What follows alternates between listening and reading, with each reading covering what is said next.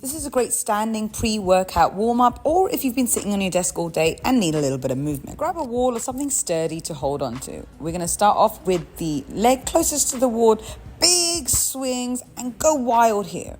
Think about your hand involved as well, swinging the hand to touch your toe, forward and back for about 10 altogether. We really want to loosen up those hips, especially if you've been sitting all day. Now we're facing the wall and we're going side to side. So give me big lateral swings here as well. Again, around 10. Go ham. Give it all you've got. So let's turn it around and do it all again on the other side. So we're starting off just with the leg closest to the wall or whatever you're holding. Then we get that arm involved so that the fingertips touch the toes. Again, 10 altogether. Give me about one more and then we're facing the wall to go laterally. So up and down.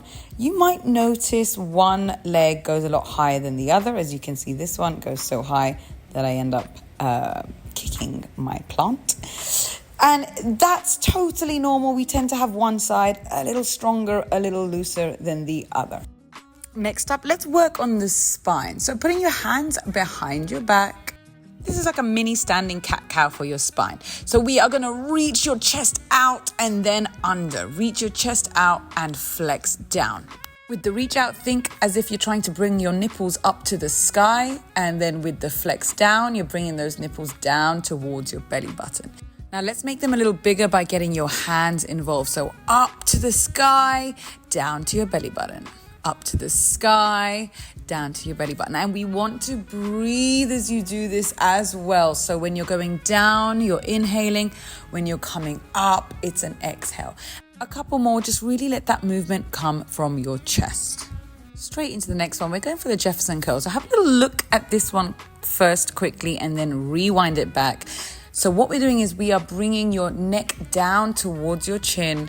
Your head comes all the way down and vertebra by vertebra, we bring ourselves all the way down to the floor, nice and slow. So if you are just watching this, do rewind and start again. We want to bring your whole body down as if you're folding yourself down. Your knees are staying straight. You're peeling yourself all the way back up. And the last thing to come up is your neck. And then we're going for that extension only if your lower back can handle it. If you find this extension is too much, make it a lot smaller.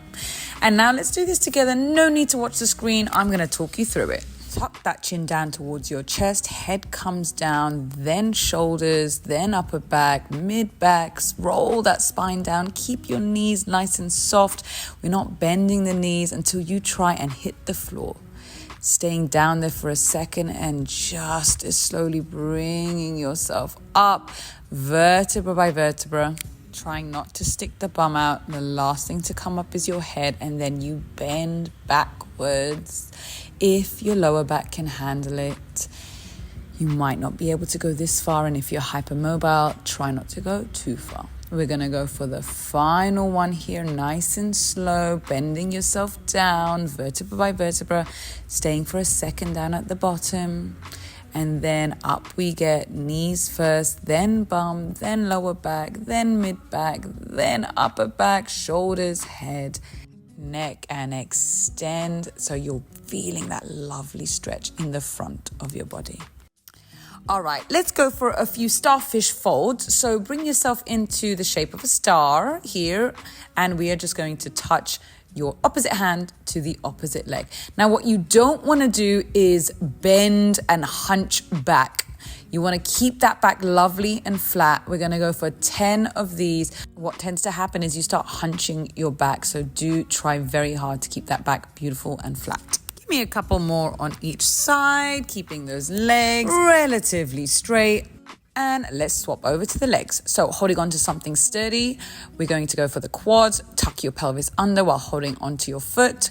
Release that foot and stick your pelvis out for the hamstring. So this is quad and this is hamstring. So notice what I'm doing here. I am tucking my pelvis under, squeezing my butt for the quad, and then I am pushing my butt out for the hamstring. So let's do a couple more here. Twerk that butt, sink those hips down, and then tuck the pelvis under. Twerk that butt, sink the hips down for the hamstrings, and twerk it under. Same thing on the other side. We're going for that tuck. Feel the quad working with this tuck, and then twerk back to feel that hamstring. And let's keep it flowing. So we got the quads, we got the hamstrings, we got the tuck, we got the twerk.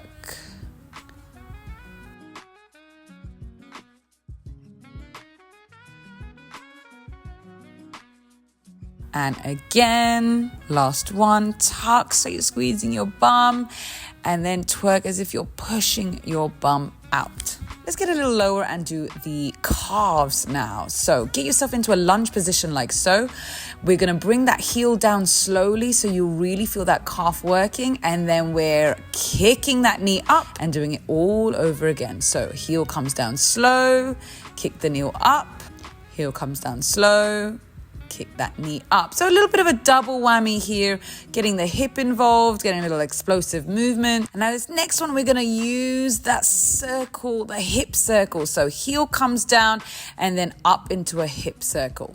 Heel comes down, up into a big hip circle, which you want to lead with your knees for this. Okay, same thing on the other side. We're going to go 3 for the heel coming down, feeling that calf working hard. As you come up, we're just kicking it up. Now, if you're not feeling, give me 3 of these. If you're not feeling this so much in your calf, make your front knee bend a little bit more. Now we're going to go into those big hip circles. So heel comes down, hip circle. Big ones here. You really want to get that hip loosened up.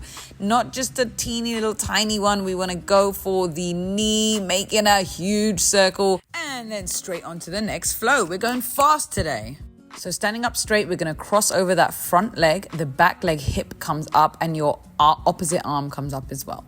So again, cross the front leg, back leg hip hikes up, opposite hand reaches up to the ceiling. Again, cross over, hike that back leg, opposite arm comes up.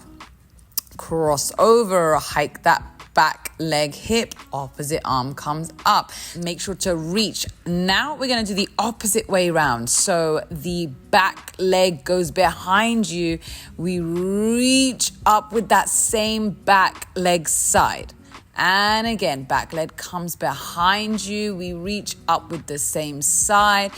This is all about that lateral fascia, these few. I'll show you from the side. Back leg goes behind, and that back leg all the way up to your fingertips. And also notice I am not putting my foot down on the floor fully. I'm kind of bringing it to the side to really get that fascia working. Last one in this standing flow, rest your hands on your knees, and we are going to go for that cat-cow. So tucking under, sticking the butt out. Tucking under, sticking the butt out. Let's get that thoracic spine involved by using that arm, staying in the same position, but the arm comes up. Reach over on both sides.